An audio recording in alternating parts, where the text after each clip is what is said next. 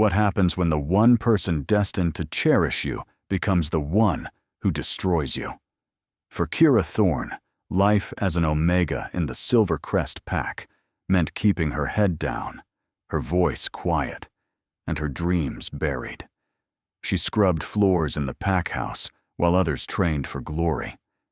She endured whispers about her weakness, about the parents who watched her with something like fear in their eyes.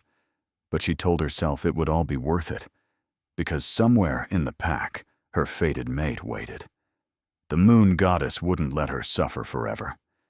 But when Alpha heir Marcus Blackthorne announced their mate bond in front of 500 wolves, only to reject her in the same breath, everything changed. And what happens next? No one was prepared for. Not Marcus. Not his gleaming, ambitious pack. And certainly not the ancient forces that had been waiting in the shadows for 23 years, watching, protecting, counting down the moments until the binding spell finally shattered and the true Omega Queen could rise. The ceremony had been perfect. Too perfect. Kira stood at the edge of the ceremonial grounds, watching pack members gather beneath strings of glowing lanterns. The autumn air carried the scent of pine smoke and roasted meat, of anticipation and expensive wine. Tonight, Marcus Blackthorne would officially become Alpha, taking the mantle from his aging father. The entire pack had assembled, warriors in their formal blacks, elders in ceremonial robes, children darting between adults' legs. Kira had no business being in the main courtyard. Omegas belonged in the kitchens, ensuring the feast ran smoothly. But something had pulled her here, a tugging sensation beneath her ribs, like an invisible thread drawing her forward. Then Marcus stepped onto the raised platform, and the world tilted. The bond snapped into place with the force of a lightning strike. Kira gasped, her knees buckling. Suddenly she could smell him. Forest loam and smoldering embers, ozone crackling before a storm, cold steel and dark ambition. The scent flooded her senses, overwhelming and undeniable. Fated mates. Her wolf stirred for the first time in her life, a drowsy presence uncoiling in her chest. Mine, it whispered. Ours. On the platform, Marcus froze mid-sentence. His gray eyes swept the crowd, widening as they locked onto her. For one breathless moment, recognition flared between them. The bond hummed, golden and inevitable. Then his expression hardened into something cold, something cruel. Brothers and sisters of Silvercrest, Marcus announced, his voice carrying across the suddenly silent gathering. The moon goddess has revealed my fated mate tonight. Hope fluttered painfully in Kira's chest. Around her, pack members turned, searching. Whispers started. Kira Thorne. Her name dropped from his lips like a stone into still water. Daughter of Thomas and Elena. Omega of the lowest rank. The crowd parted. Hundreds of eyes found her, standing alone in her servant's dress, dirt still smudged on her cheek from cleaning the kitchens. The scent of shock and disdain hung thick in the air. Cinnamon, copper, soured milk. And I, Marcus Blackthorne, Alpha of Silvercrest Pack, formally reject this bond. The world stopped. Time fractured into 1,000 glittering shards. Kira heard someone screaming, high and desperate, and realized distantly it was her. The bond, that golden thread she'd felt for barely 3 minutes, began to tear. It wasn't clean. It wasn't quick. Pain erupted in her chest, white-hot and all-consuming. It felt like her ribs were being pried apart, her heart carved from her body with a rusted blade. The mate bond didn't simply break. It shredded, each thread severing with agonizing precision. Kira collapsed. The cold ground bit into her palms. She couldn't breathe, couldn't think. The world narrowed to pain, and more pain, her wolf howling in anguish inside her mind. "Guards," Marcus said flatly. "Remove her from Pack Lance. She has until dawn to leave our territory. Strong hands gripped her arms, hauling her upright. Through the haze of agony, Kira glimpsed faces in the crowd. Her mother, Elena, stood pale and trembling, hands clasped over her mouth. Her father's expression was carved from granite, unreadable. Neither moved to help her. "Please," Kira choked out, reaching toward them. "Mom! Dad!" Her mother looked away. The guards dragged her through the gates as the first snow of winter began to fall. Beyond pack territory, the wilderness stretched endless and unforgiving. Kira stumbled through the forest for hours, driven by nothing but the animal instinct to survive. The pain in her chest had settled into a steady, grinding ache. Her wolf had gone silent, retreating so deeply that Kira wondered if the rejection had killed it entirely. She was alone, truly alone. The pack bond that had connected her to Silvercrest since birth had dissolved with Marcus's rejection, leaving a hollow echo where belonging used to be. The storm hit after midnight. Wind howled through the trees, driving snow horizontally. Kira's thin servant's dress, the same one she'd been wearing at the ceremony, offered no protection. Her fingers went numb, her lips turned blue. She forced herself to keep moving because stopping meant death, but with each step her legs grew heavier. When she spotted the barn, she almost wept with relief. It was ancient, half collapsed, forgotten at the edge of some long-abandoned farmstead. But it had walls, a roof, mostly intact. Kira crawled inside and collapsed in moldy hay that still smelled faintly of horses. "This is it," she whispered to the darkness. Her breath misted in the freezing air. "This is where I die." It wasn't a dramatic realization, just a simple, exhausted truth. She was too weak to shift even if her wolf would answer, too cold to feel her extremities. The rejection wound had drained something vital from her, left her hollowed out. Maybe it's better this way, she thought, as her eyes drifted closed. At least it stops hurting. Warmth. That was Kira's first conscious thought. She was warm. The second thought came slower. I'm alive. She opened her eyes to darkness, but it wasn't the endless dark of death. This darkness breathed. It radiated heat. It smelled like winter snow and ancient pine, aged oak and coming storms. Scents so rich and layered they made her head spin. As her vision adjusted, Kira realized she was surrounded by wolves. Not pack wolves. These were massive, each one standing taller than a full-grown alpha. Their fur ranged from smoke gray to midnight black, and their eyes glowed faintly in the darkness, reflecting colors that didn't exist in nature. Silver, violet, deep amber. Kira's breath caught. She started counting. One massive gray wolf to her left, scarred and powerful. 2 black wolves flanking him. 3 more behind those, forming a protective semicircle. 4, 5, 6. Her pulse hammered as she reached 10. 10 enormous wolves, all focused on her, with an intensity that should have been terrifying. They'd formed a barrier around her, their bodies blocking the wind. Their combined heat had kept her alive through the night. "What?" Her voice came out as a rasp. "What are you?" The largest wolf, the scarred gray one, stepped forward, so his eyes were the color of a winter storm, pale and piercing. As she watched, his form began to shimmer. The shift was unlike anything Kira had seen. Pack wolves shifted quickly, bones snapping, fur receding in seconds. This was different, fluid, elegant, almost musical.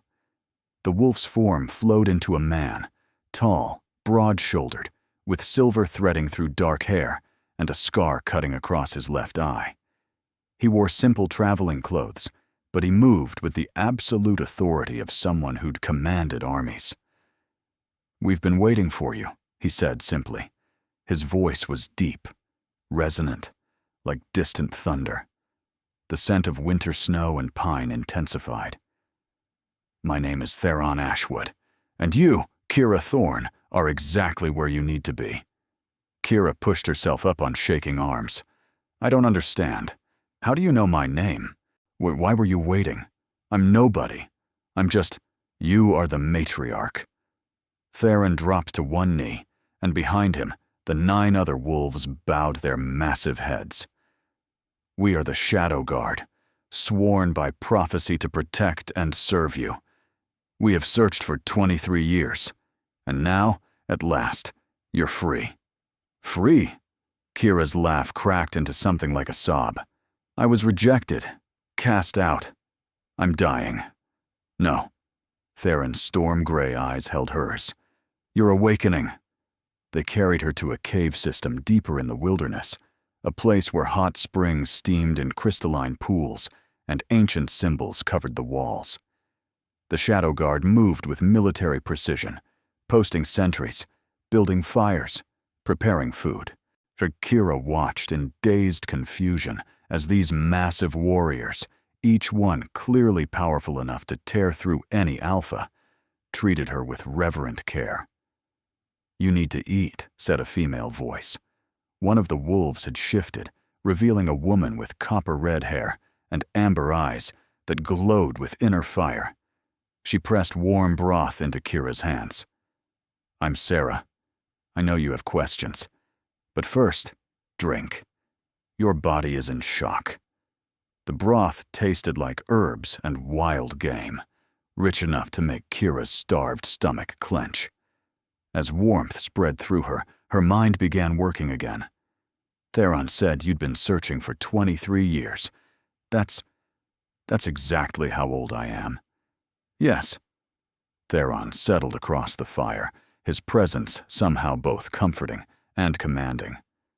"Tell me, Kira, what do you know of your childhood?" "Not much." She frowned, trying to remember. "My parents never talked about it. I know I was sick as a baby. My mom said I almost died, and I've never been able to shift, not even during puberty when everyone else got their wolves." "You couldn't shift," Theron said carefully, "because your power was bound." The words hung in the air like smoke. "What?" "There's a prophecy," Sarah said softly. "Very old. Most packs have forgotten it, or dismissed it as myth. But it speaks of a female born under the blood moon, marked by the goddess herself, an Omega in form, but carrying the soul of the first Alpha, the mother of all werewolves. She would be hidden, protected, her power sealed until the time was right." Kira's hands trembled around the bowl. That's insane. I'm nobody special. I couldn't even... Let me finish." Theron's voice was gentle but firm. The prophecy says she would be bound as an infant, her power locked away to keep her safe from those who would seek to use or destroy her. And that binding would only break one way. His eyes held hers. Through the shattering of a fated mate bond, the world tilted. "No," Kira whispered. "No, that's not. My parents wouldn't." "They did." A new voice spoke from the cave entrance. An elderly wolf with white fur had shifted into a wizened man with kind eyes. "Forgive me, child. My name is Aldrich, and I was there the night you were born. Your parents brought you to my teacher, a shaman of great power, when you were 3 days old. The blood moon had marked you with its light. Your eyes glowed silver. Your infant's howl shook the trees. Tears burned Kira's eyes. They were terrified," Aldrich continued. "Rumors were spreading. Other packs were watching. There were whispers of wolves who would kill a matriarch in her cradle rather than see the old power return. So your parents made a choice. They had your power bound, locked behind magical chains. You would appear weak, ordinary, beneath notice. You would be safe." "Safe?" Kira's voice broke. "I was treated like trash for 23 years. I scrubbed floors and took abuse, and I thought there was something wrong with me." "I know." Theron's expression was pained. And I'm sorry. But the binding had to break naturally. It couldn't be forced. The prophecy was specific. Only the severing of a fated mate bond would shatter the chains. Kira's mind reeled. Marcus. The moon goddess gave me Marcus as a mate so he could reject me? So I could, what? Suffer enough to break free. The goddess works in mysterious ways, Sarah said quietly. Sometimes, the cruelest moment is also the moment of greatest transformation. As if in response to her words, Kira felt something shift inside her chest. The hollow ache where the mate bond had torn away suddenly burned. Not with pain, with heat, with power. Her wolf stirred, not the drowsy, half-formed thing from before.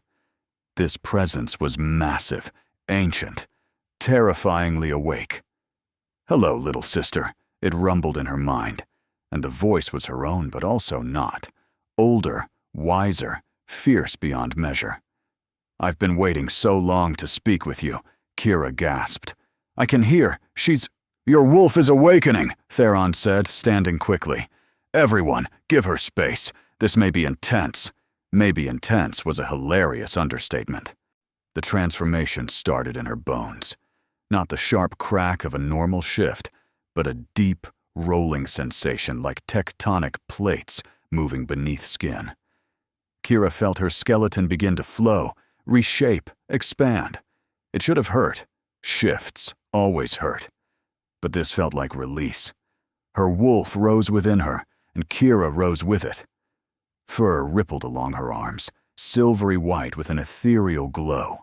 Her hands reformed into massive paws, claws gleaming. The world suddenly exploded into a symphony of scents. She could smell the individual signatures of every wolf in the cave, the mineral content of the hot springs, prey animals miles away, the coming dawn. She grew, and kept growing. When the transformation completed, Kira stood on 4 legs, her head level with Theron's chest. She was easily twice the size of an alpha wolf. Her fur shimmered like moonlight on water, and when she caught her reflection in the spring, her eyes glowed pure silver. Beautiful, her wolf whispered. We are whole. A howl tore from Kira's throat, primal, powerful, carrying centuries of denied strength. It echoed through the cave, shook loose stalactites, sent ripples across the water. Outside, birds took flight. Small animals fled. And somewhere far away, in Silvercrest Pack, wolves stopped and turned their faces toward the wilderness, hackles rising in instinctive recognition. The Shadow Guard dropped to their knees as one. She is the matriarch, Theron said, his voice thick with emotion. The prophecy is fulfilled. The Queen has awakened. Learning to control her new power was like trying to hold back an avalanche with her bare hands.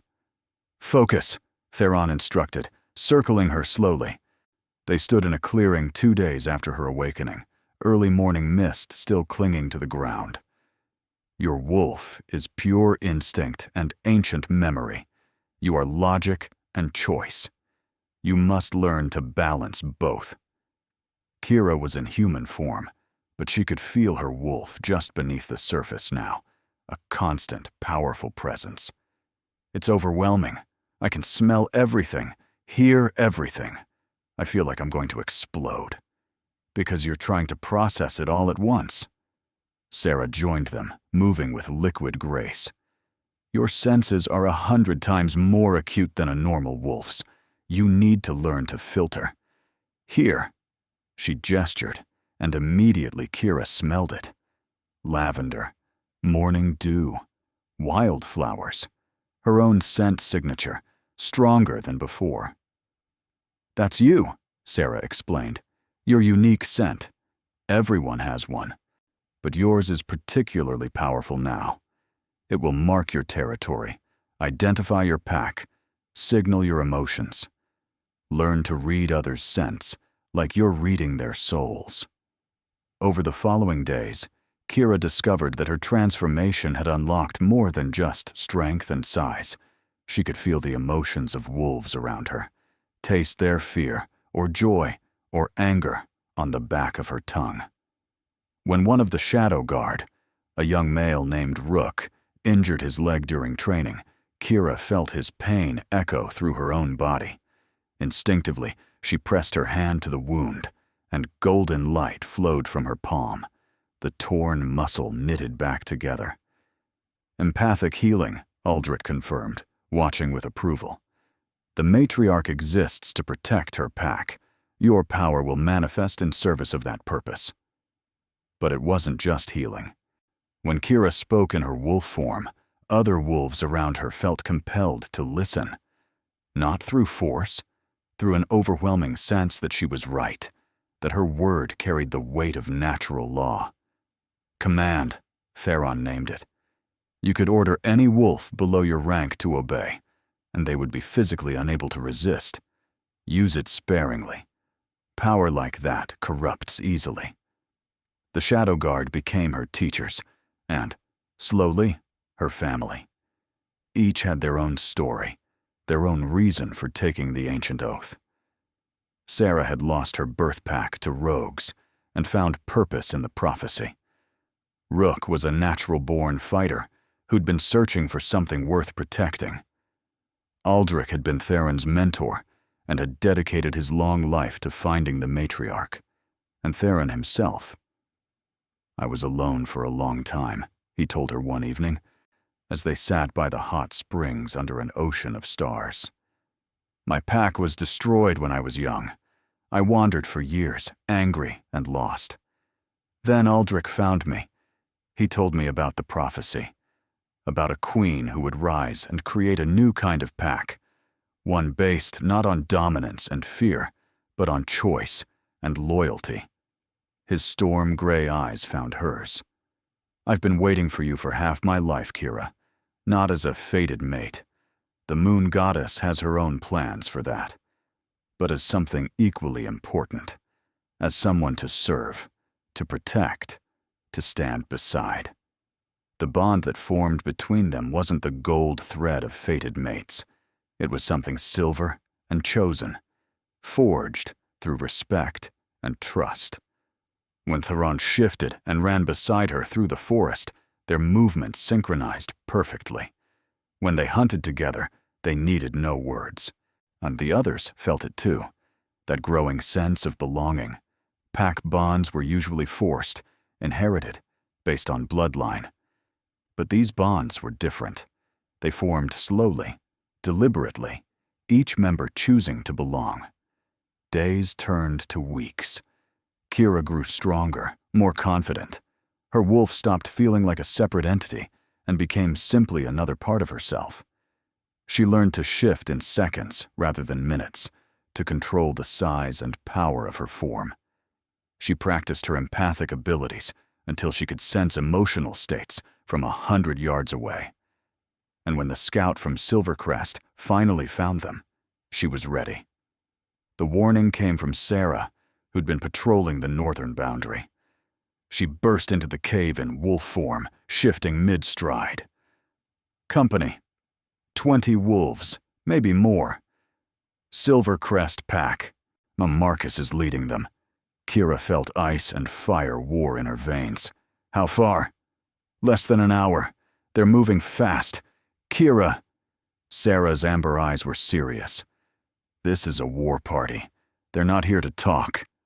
Theron was already moving, snapping orders. Full defensive formation. Protect the matriarch. No one engages until I give the command. No. Kira's voice cut through the cave, and every wolf stopped. She stood, feeling her power rise like a tide. This is my fight. My pack. They'll stand with me, but I face Marcus myself. Kira, Theron started. I'm not the rejected Omega anymore. She met his eyes steadily. I'm the matriarch, and it's time Silvercrest learned what that means. They met Silvercrest Pack in a broad valley, where winter sunlight cut through pine branches and snow lay pristine across the ground. Marcus stood at the head of his warriors, still in human form, his expression carved from arrogance and fury. Behind him, Kira recognized faces from her old life, pack warriors who'd sneered at her, elders who'd ignored her suffering, and one woman in particular, Vivian Frost, Marcus's new chosen mate. Beautiful and cruel, with honey blonde hair and eyes like chips of ice. Her scent was cinnamon and iron and fresh blood. Kira Thorne, Marcus's voice carried across the valley. You've caused quite a disturbance. Your unusual howl was heard across 3 territories. You're drawing attention to yourself, to us. I can't allow that. Allow? Kira stepped forward, flanked by Theron and Sarah. The rest of the Shadow Guard remained in wolf form behind her, silent and imposing. You rejected me, cast me out. I'm not your problem anymore. I'm Marcus. You're a loose end.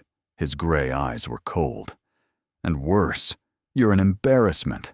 The pack I rejected, alive and apparently thriving. It makes me look weak. So here's what's going to happen. You're going to come back quietly.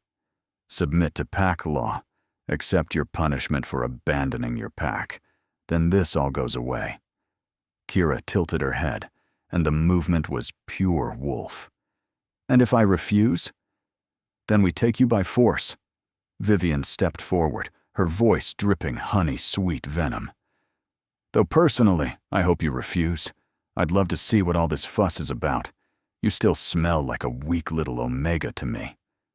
The scent of Silvercrest wolves flooded the valley.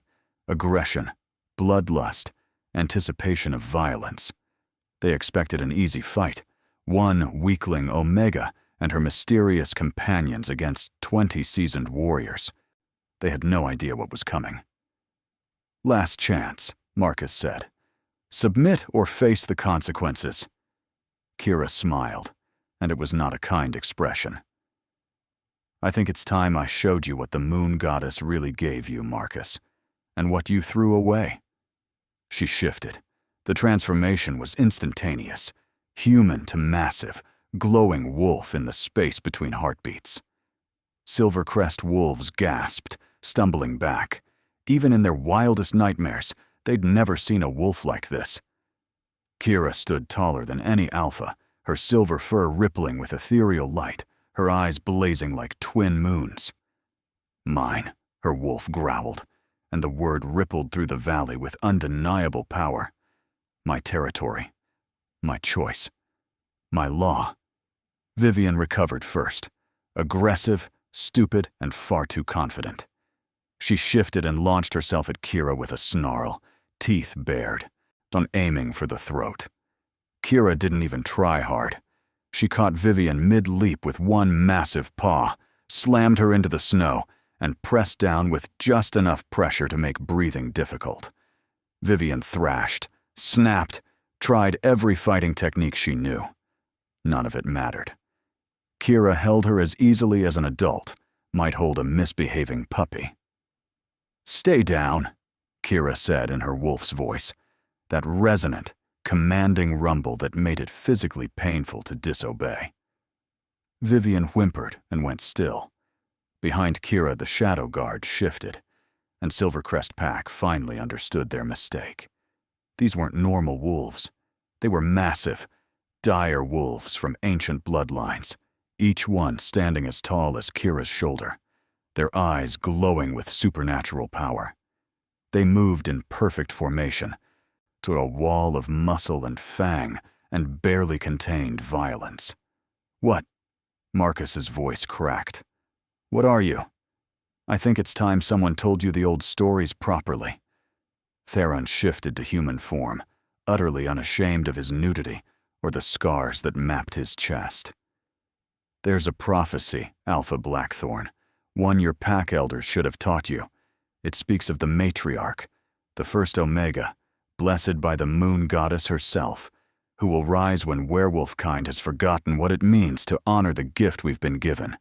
He gestured to Kira, who released Vivian and sat back on her haunches, somehow managing to look regal despite being covered in fur and power.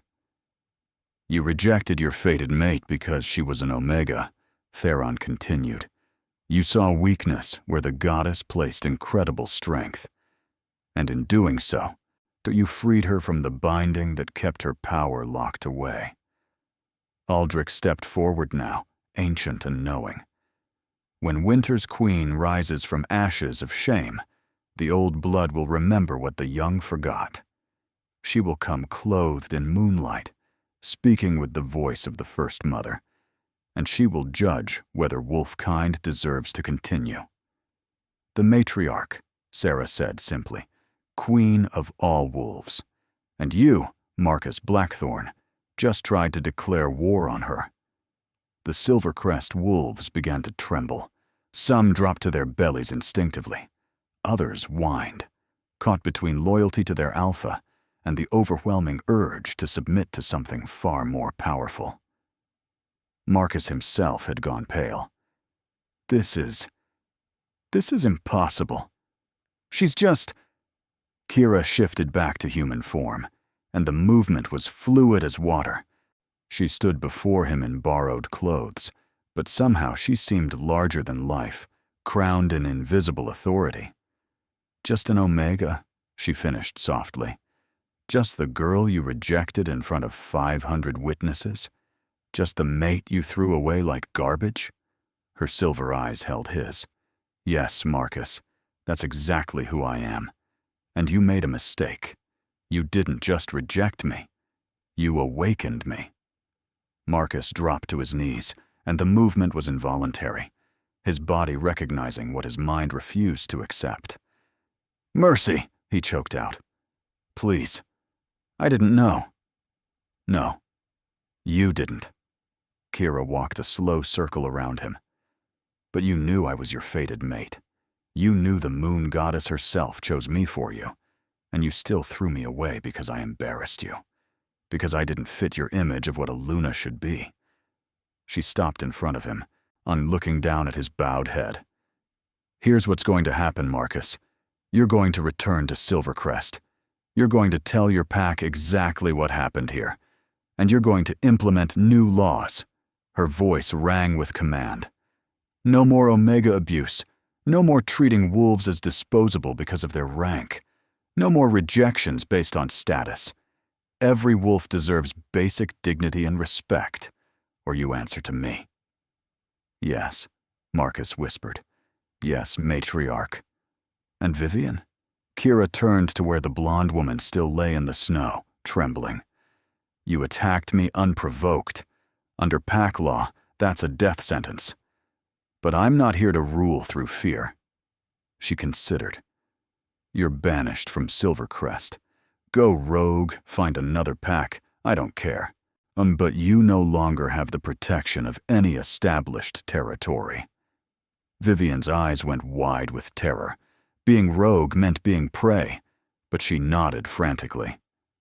As for the rest of you, Kira's gaze swept over the Silvercrest warriors.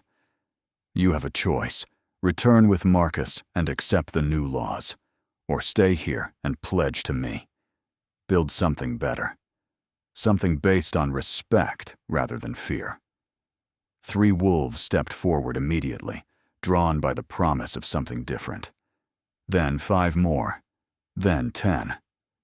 When the dust settled, half of Marcus's war party had chosen to stay. Go home, Marcus, Kira said finally, and tell my parents I'd like to speak with them, alone. They have some explaining to do. Marcus nodded, gathered his remaining wolves, and fled. Kira's parents came at dawn 3 days later. They looked older than she remembered, grayer, more fragile. Elena's hands shook as she climbed the path to the cave. Thomas kept his gaze down, shoulders bent with guilt.